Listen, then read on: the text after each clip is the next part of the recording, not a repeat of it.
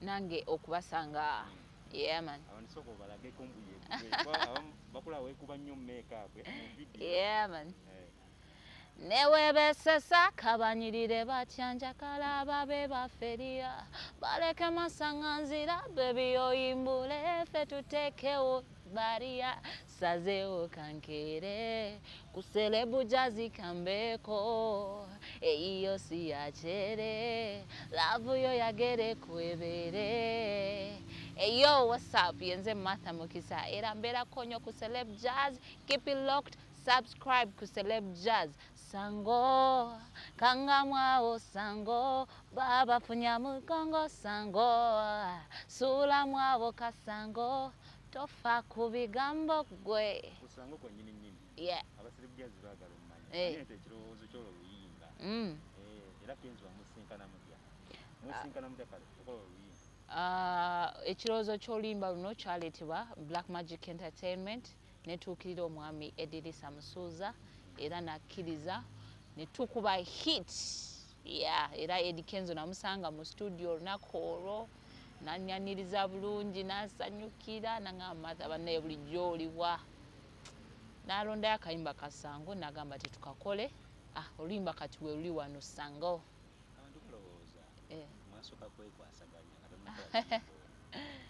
mubuzaabuza abantu mwe bannamawulire naye njagala omuntu yenena oba omwana ali eyo ayagala okubeerako nga Martha Mukisa osobola okola ekintu kyonna kyonna wadde abantu bayogera ki oba baga ki oba atwalime tugamba tofa ku bigambo so ebyo bigambo by'abantu olimba twalukola nga luli strictly business kyovula mbagambye nti management yatuukirira Edirisa Musuuza Eddie Kenzo. Okay, mukoze video ngambo zogeddwa Black Magic ngegiramu abakozi abasosola kati buli sawa zino golipo babadde bayaga yeah kati n'ekirala kweyo ensonga eno bagita Black Magic Entertainment not Black Market yeah so don't confuse Black Magic Entertainment eina Martha Mukisa yeah Black Magic Entertainment mwe muli omwalo wakabi Martha Mukisa yeah okubye yiti biri ne uno limba lwakata yeah ekidawo nga muzeyi aziza olokudawo kusigala kuyimbira abantu nze nesunze nnyo okulaba ku bantu bange kuba abansupportinze nnyo nze nzijidde mu kaseera ka lockdown so kyemuba mumanya nze njagala balabako era tusabe nnyo ate twekuume tusobole okulaba nti muzeeyi akola ki atugulawo ate ne covid ono tusobole okulaba nti tuyiga engeri gy'okubeera naye naye nga tusitenga safe yeah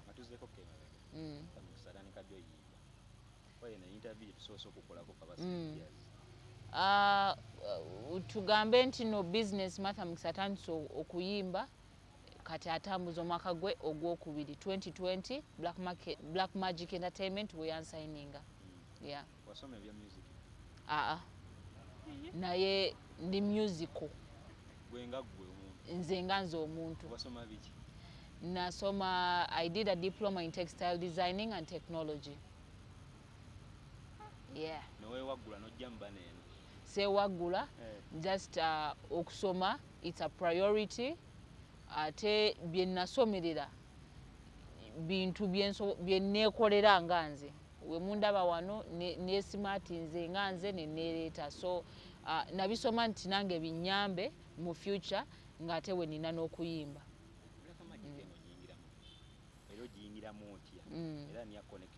yeah Black Magic Entertainment yantuukirira mu 2020 we yantuukirira nga tuli mu lockdown actually lockdown ngegena nga tennaba tandika ndoza lockdown yatandika yes nga twaka signing emyezi ebiri Black Magic ate corona najja so 2020 fwe twalabagana ate be bantuukirira ndoza balabanga kyembaddeko kyenzize nkola ku lugendo lwange nga kintu kirungi yeah akayimba kantu kalabye tuzaako kayimba ki paka nakagenda kugwako tuzaako kolabo ya muyimbi munene nga Kenzo abantu basooke be enjoying tebatukyawa kyamanya kubanga nze mbasumulirako mpola so they should not know mu stock I have a lot and sigenda kuzikiza. I'm going to keep on giving them music. Yeah. Omwami watonna bitandika bamuyita Yesu towuzawuza abantu omwami baffe waliwo abasajja bajja otuteega ebibatu twali tumanyi ne Kenzo asooka tega kibato okukola kolabo.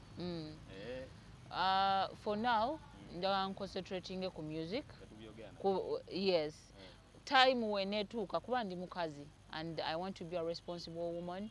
Mbeeko nange be inspiring mbalage nti munaye music omukuba tewo omukuba obeereko n'omwagalwawo. Yes, so time wenetuuka I will show people. Tujabalaga kati wano wenyimiridde. Naye right now I'm concentrating on ndi ku music, ndi focused. Yeah. Tulaba oli muno olina wenyinwaje muno mbine eno. Osobola omusinga muwe ensonga kuba yamanyiye muninwaje yamanyiye muno mu bino bye wakabi. Ebyange n'ebibye yatekamu mpiso. Ebyange n'ebibye. Yes. Ebyange bye bino tobibalaga. So naye nkola mu kaduyiro ne kuumira awo mpola. Tobwambala obukisebo obubina kange mukama yakampa kwe kali katonotono. Ne mu video tukiranga kinene oyala kwenkana wininwaje ekinene nnyo kiba kiri eri. So akange kali awo oba obyambala wambazi balira abantu balowooza obubina buno muwambala wambazi mu video. Abantu beeyongera okukola squats. Abamanyi squats bagende bazinoonye ku Google okolamu ka squat. YouTube yegamba etambula olimba lwa Sango baweza milioni emu kuwa Eddie Kenzo olu saidiyo. Saidi yange nange ntambuza. Yeah, njitambuza YouTube yange ekula buli kaseera. I'm seeing growth each day and ate ekyo kirirwa kubanga bantu aba bali mukundaba abampa omukisa. Yeah. Obugambo bangu obusembayo njagala kwebaza wa Celeb Jazz mwebale kunchazaako ekisookera ddala. Ayagala okunfuna kwendi ku Instagram kwesa Martha Mukisa, ku Facebook kwendi Martha Mukisa, ku Twitter Martha Mukisa UG, then ku YouTube kwesa Martha Mukisa. Gendayo bambi following music wange wali buli wamu Spotify, Audiomack, iTunes. Kwendi ne ku TikTok bambi mugendeyo mu following kwesa Martha Mukisa. Mbagala nnyo, stay safe. Your mask, let it be up here. Ebere wano ngesaiza no ku nnyindo. Ebereko sanitize, social distance.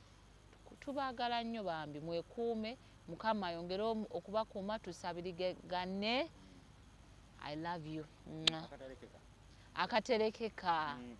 Tulengera nanyini YouTube eno Smith presenter wa akwepikira. Yatugambye gwe Katonda yaye omusaide magezi ki bamita KingSmith wali akulaba. Daira my love ewafete tuchawa eno love iyo era tebatuchawa nkuliyo gumira muliro ewafete tuchawa. Abawagizi bange bonna abafiirako nga Smith